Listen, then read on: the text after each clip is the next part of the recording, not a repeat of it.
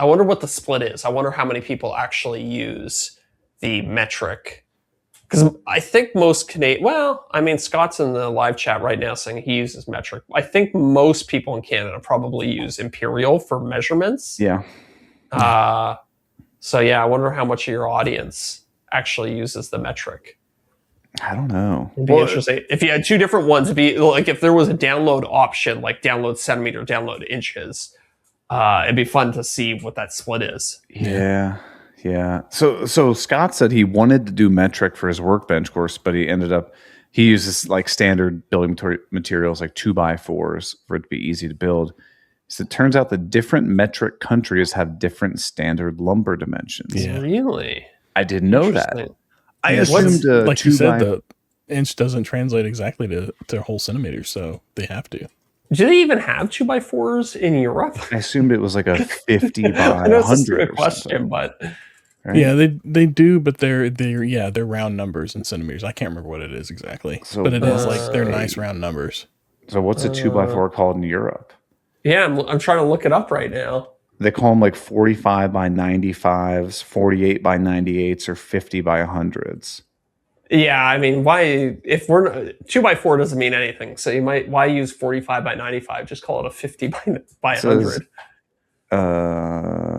In UK and Australia, they still might use the term 2x4 colloquially. Oh, that's a tough word to say. Yeah. Alongside the actual millimeter measurement for clarity. Yeah, I'm trying to think. There's some places where that happens here. Like we'll say a gallon of paint is a gallon of paint. Pint's a pint the world round, right? Yeah. No, because there's like UK pints and American pints. Huh? Yeah. Well, I mean, soccer hooligan pints. Yeah. At the end of the day, you do your best to cater. You do your best to cater to people, and like, I mean, come on. Yeah, people can figure it out, right? And do you really want to cultivate an audience who are super anal about measurements? Right. Maybe I should just do everything in my own native tongue. Skip You should be like, this weighs 16 stone. Yeah. Right. Do everything in hectares. Just come up with your own measurement system, and whenever they order it, just have like a sheet of paper that gets printed off with the measurements on it, and they can use that ruler. Yes. Oh, that's a good idea. Well, you can make up your own units. Yeah, this table's about 1.2 Zacks long. Yeah, exactly.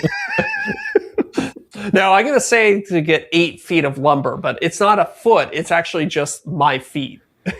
How big's your feet? It's as big as my foot is. Come bring a tape measure, find out. Was it with or without shoes? If you flip to the back page of the instructions, there's a scale model of my foot on the page. You get a DXF and STL of my foot that you need to print out. You print out. Imagine you just have this big, like, just this big foot that you're like, you're measuring out. You're like 1, 2, 3. And then I would still give people asinine measurements. It'd be like 5.5 feet. 5.65 Zacks feet. 5 5/7. 5 5/7.